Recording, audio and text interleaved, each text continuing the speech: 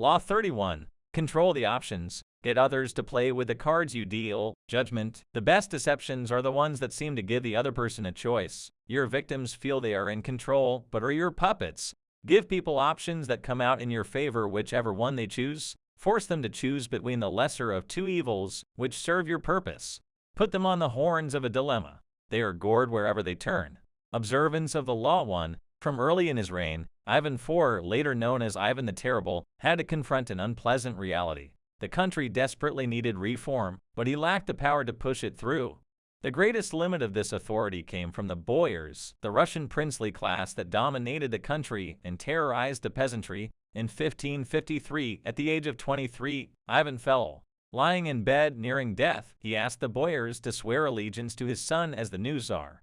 Some hesitated, and some even refused. Then and there, Ivan saw he had no power over the boyars. He recovered from his illness, but he never forgot the lesson. The boyars were out to destroy him.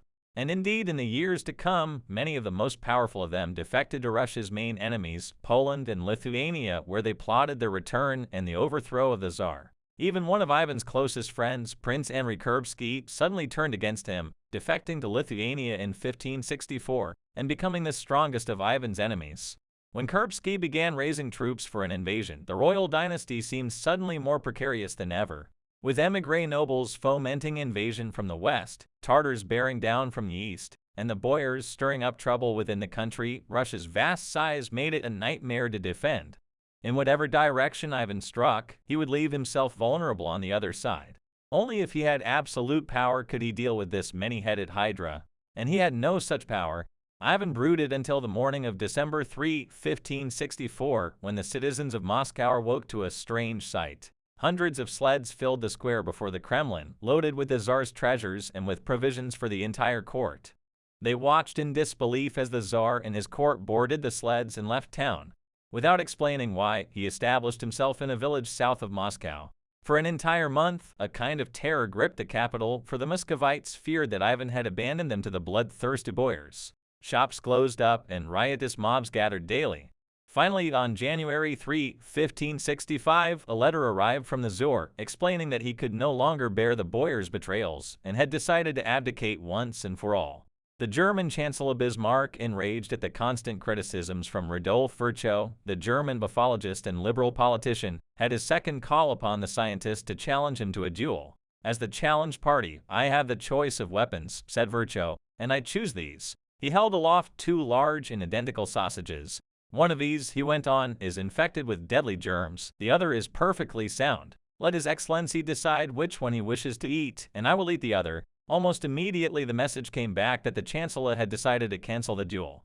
The Little Brown Book of Anecdotes, Clifton Fadiman, FD 1985. Read aloud in public. The letter had a startling effect. Merchants and commoners blamed the boyars for Ivan's decision and took to the streets, terrifying the nobility with their fury.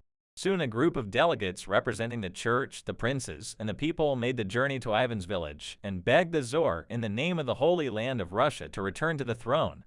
Ivan listened but would not change his mind. After days of hearing their pleas, however, he offered his subjects a choice. Either they grant him absolute powers to govern as he pleased with no interference from the boyars, or they find a new leader. Faced with a choice between civil war and the acceptance of despotic power, almost every sector of Russian society opted for a strong Tsar, calling for Ivan's return to Moscow and the restoration of law and order. In February, with much celebration, Ivan returned to Moscow. The Russians could no longer complain if he behaved dictatorially. They had given him this power themselves. Interpretation: Ivan the Terrible faced a terrible dilemma. To give in to the boyars would lead to certain destruction, but the civil war would bring a different kind of ruin. Even if Ivan came out of such a war on top, the country would be devastated and its divisions would be stronger than ever. His weapon of choice in the past had been to make a bold, offensive move. Now, however, that kind of move would turn against him. The more boldly he confronted his enemies, the worse the reactions he would spark. The main weakness of a show of force is that it stirs up resentment and eventually leads to a response that eats at your authority. Ivan, immensely creative in the use of power, saw clearly that the only path to the kind of victory he wanted was a false withdrawal. He would not force the country over to his position. He would give it options, either his abdication in certain anarchy or his accession to absolute power. To back up his move, he made it clear that he preferred to abdicate. "Call my bluff," he said, "and watch what happens." No one called his bluff. While withdrawing for just a month, he showed the country a glimpse of the nightmares that would follow his abdication: Tartar invasions, civil war, ruin. All of these did eventually come to pass after Ivan's death, in the infamous time of the Troubles. Withdrawal and disappearance are classic ways of controlling the options. You give people a sense of how things will fall apart without you, and you offer them a choice. I stay away, and you suffer the consequences, or I return under circumstances that I dictate. In this method of controlling people, they choose the option that gives them power because the alternative is just too unpleasant. You force their hand, but indirectly. They seem to have a choice. Whenever people feel they have a choice, they walk into your trap that much more easily.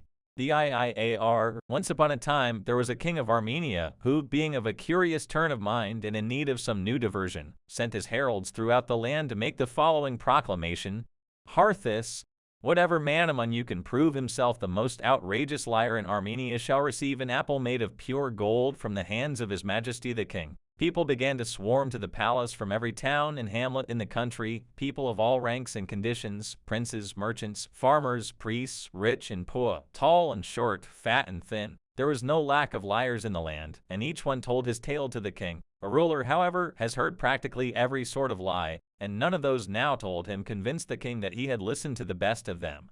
The king was beginning to grow tired of his new sport and was thinking of calling the whole contest off without declaring a winner when there appeared before him a poor, ragged man carrying a large earthenware pitcher under his arm.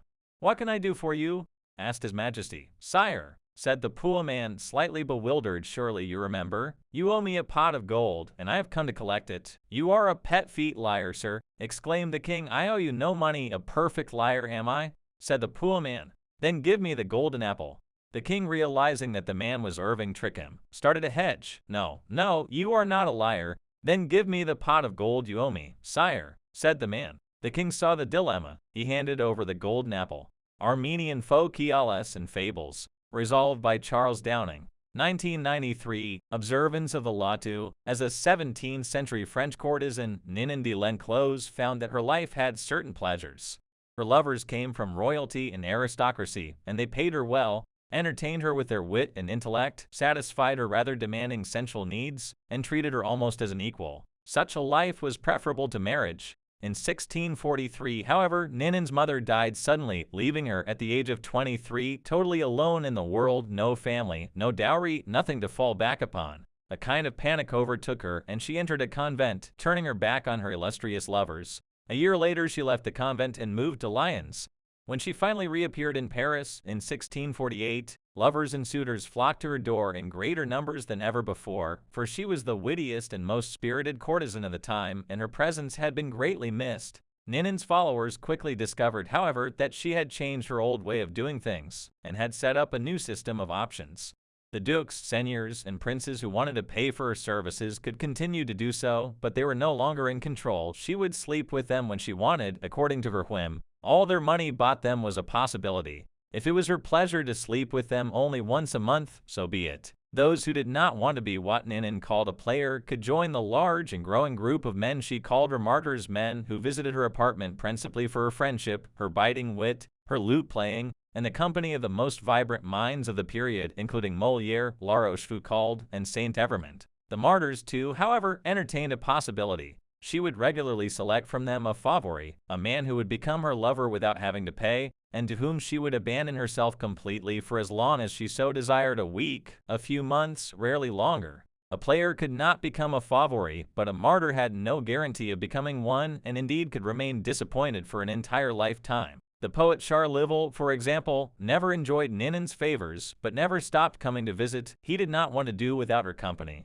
As word of this system reached polite French society, Ninon became the object of intense hostility. Her reversal of the position of the courtesan scandalized the queen's mother and her court. Much to their horror, however, it did not discourage her male suitors. Indeed, it only increased their numbers and intensified their desire. It became an honor to be a payer, helping Ninon to maintain her lifestyle in her glittering salon, accompanying her sometimes to the theater, and sleeping with her when she chose. Even more distinguished were the martyrs, enjoying her company without paying for it, and maintaining the hope, however remote, of someday becoming her favorite. That possibility spurred on many a young nobleman, as word spread that none among the courtesans could surpass Ninan in the art of love. And so the married and the single, the old and the young, entered her web and chose one of the two options presented to them, both of which amply satisfied her. Interpretation: the life of the courtesan entailed the possibility of a power that was denied to a married woman, but it also had obvious perils. The man who paid for the courtesan's services in essence owned her, determining when he could possess her and when, later on, he would abandon her. As she grew older, her options narrowed as fewer men chose her. To avoid a life of poverty, she had to amass her fortune while she was young. The courtesan's legendary greed, then, reflected a practical necessity. It also lessened her allure, since the illusion of being desired is important to men, who are often alienated if their partner is too interested in their money. As the courtesan aged, then, she faced a most difficult fate. Ninan de l'Enclos had a horror of any kind of dependence. She early on tasted a kind of equality with her lovers, and she would not settle into a system that left her with such distasteful options. Strangely enough, the system she devised in its place seemed to satisfy her suitors as much as it did her. The pairs may have had to pay, but the fact that Ninan would only sleep with them when she wanted to give them a thrill available with every other courtesan, she was yielding out of her desire. The martyrs' avoidance of the taint of having to pay gave them a sense of superiority. As members of Ninan's fraternity of admirers, they also might someday experience the ultimate pleasure of being her favorite. Finally, Ninan does not force her suitors into either category. They could choose which side they preferred, a freedom that left them a vestige of masculine pride. Such is the power of giving people a choice, or rather the illusion of one, for they are playing with cards you have dealt them. Where the alternatives set up by Ivan the Terrible involved a certain risk, one option would have led to his losing his power. Ninan created a situation in which every option redounded in her favor. From the payers, she received the money she needed to run her salon, and from the martyrs, she gained the ultimate in power. She could surround herself with a bevy of admirers, a harem from which to choose her lovers. The system, though, depended on one critical factor, the possibility, however remote, that a martyr could become a favori. The illusion that riches, glory, or sensual satisfaction may someday fall into your victim's lap is an irresistible carrot to include in your list of choices. That hope, however slim, will make them accept the most ridiculous situations because it leaves them with the all-important option of a dream. The illusion of choice, married to the possibility of future good fortune, will lure the most stubborn sucker into your glittering web. J.P. Morgan S.R. once told a jeweler of his acquaintance that he was interested in buying a pearl scarf pin. Just a few weeks later, the jeweler happened upon a magnificent pearl. He had it mounted in an appropriate setting and sent it to Morgan together with a bill for $5,000. The following day, the package was returned. Morgan's accompanying note read, "I like the pin, but I don't like the price. If you will accept the enclosed check for $4,000, please send back the box with the seal unbroken." The enraged jeweler refused the check and dismissed the messenger in disgust. He opened up the box to reclaim the unwanted pin, only to find that it had been removed. In its place was a check for $5,000. The Little Brown Book of Anecdotes, Clifton Fadiman Head, 1985. Keys to power. Words like freedom, options, and choice evoke a power of possibility far beyond the reality of the benefits they entail. When examined closely, the choices we have in the marketplace, in elections, in our jobs tend to have noticeable limitations. They are often a matter of a choice simply between A and B, with the rest of the alphabet out of the picture. Yet as long as the faintest mirage of choice flickers on, we rarely focus on the missing options. We choose to believe that the game is fair and that we have our freedom. We prefer not to think too much about the depth of our liberty to choose. This unwillingness to probe the smallness of our choices stems from the fact that too much freedom creates a kind of anxiety. A phrase "unlimited options" sounds infinitely promising, but unlimited options would paralyze us and cloud our ability to choose. Our limited range of choices comforts us. This supplies the clever and cunning with enormous opportunities for deception. People who are choosing between alternatives find it hard to believe they are being manipulated or deceived. They cannot see that you are allowing them a small amount of free will in exchange for a much more powerful position of your own will. Setting up a narrow range of choices, then, should always be a part of your perceptions. There is a saying, if you can get the bird to walk into the cage on its own, it will sing that much more prettily. The following are among the most common forms of controlling the options. Color the choices. This was a favored technique by Henry Kissinger. As President Richard Nixon's Secretary of State, Kissinger considered himself better informed than his boss and believed that in most situations he could make the best decision on his own. But if he tried to determine policy, he would offend or perhaps enrage a notoriously insecure man. So Kissinger would propose 3 or 4 choices of action for each situation and would present them in such a way that the one he preferred always seemed the best solution compared to the others. Time after time, Nixon fell for the bait, never suspecting that he was moving where Kissinger pushed him. This is an excellent device to use on the insecure master. Force the resistor. One of the main problems faced by Dr. Milton H. Erickson, a pioneer of hypnosis therapy in the 1950s, was relapse. His patients might seem to be recovering rapidly, but their apparent susceptibility to the therapy masked a deep resistance, as they would soon relapse into old habits, blame the doctor, and stop coming to see him. To avoid this, Erickson began ordering some patients to have a relapse to make themselves feel as bad as when they first came in to go back to square one. Faced with this option, the patients would usually choose to avoid the relapse, which, of course, was what Erickson wanted. This is a good technique to use on children and other willful people who enjoy doing the opposite of what you ask them to do. Push them to choose what you want them to do by appearing to advocate the opposite. Alter the playing field. In the 1860s, John D. Rockefeller set out to create an oil monopoly. If he tried to buy up the smaller oil companies, they would figure out what he was doing and fight back. Instead, he began secretly buying up the railway companies that transported the oil. When he then attempted to take over a particular company and met with resistance, he reminded them of their dependence on the rails. Refusing shipping or simply raising their fees could ruin their business.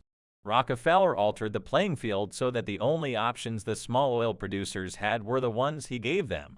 In this tactic, your opponents know their hand is being forced, but it doesn't matter. The technique is effective against those who resist at all costs. The shrinking options. The late 19th century art dealer Ambroise Vollard perfected the technique. Customers would come to Vollard's shop to see some Cézannes. He would show 3 paintings, neglect to mention a price, and pretend to doze off.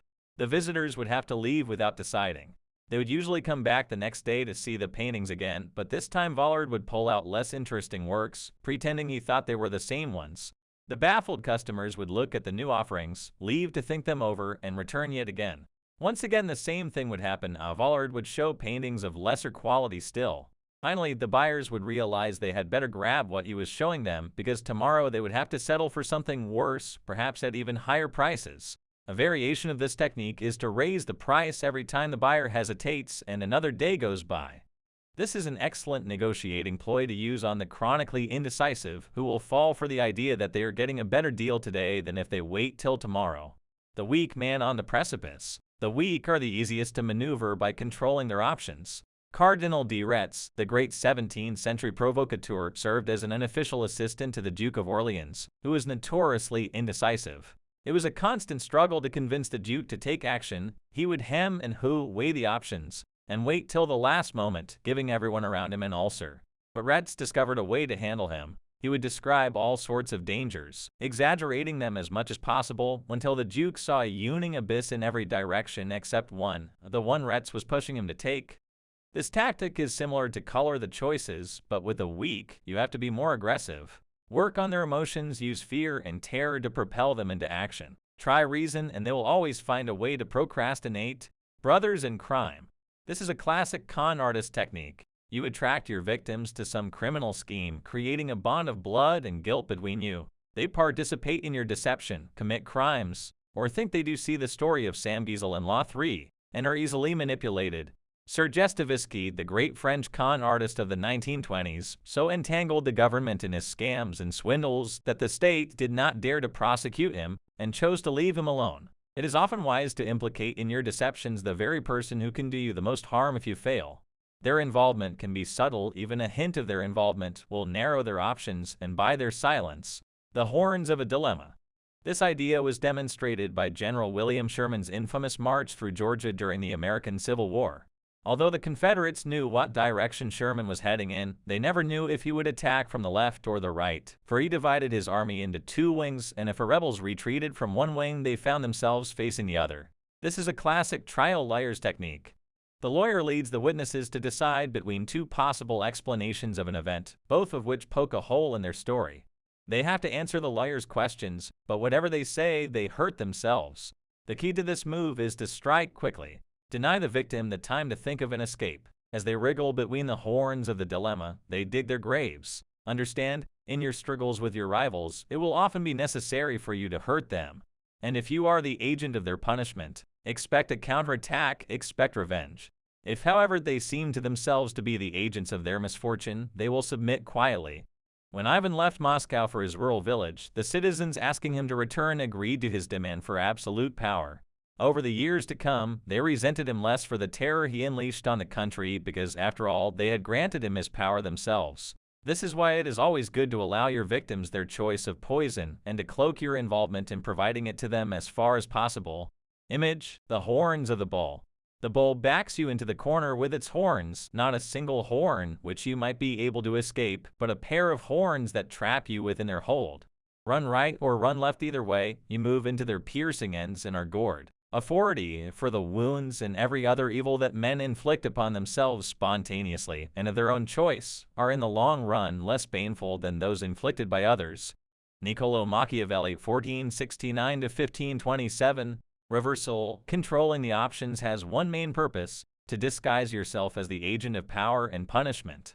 The tactic works best, then, for those whose power is fragile and who cannot operate too openly without incurring suspicion, resentment, and anger. Even as a general rule, however, it is rarely wise to be seen as exerting power directly and forcefully, no matter how secure or strong you are. It is usually more elegant and more effective to give people the illusion of choice. On the other hand, by limiting other people's options, you sometimes limit your own. There are situations in which it is to your advantage to allow your rivals a large degree of freedom. As you watch them operate, you give yourself rich opportunities to spy, gather information, and plan your deceptions. The 19th century banker James Rothschild liked this method. He felt that if he tried to control his opponent's movements, he lost the chance to observe their strategy and plan a more effective course. The more freedom he allowed them in the short term, the more forcefully he could act against them in the long run.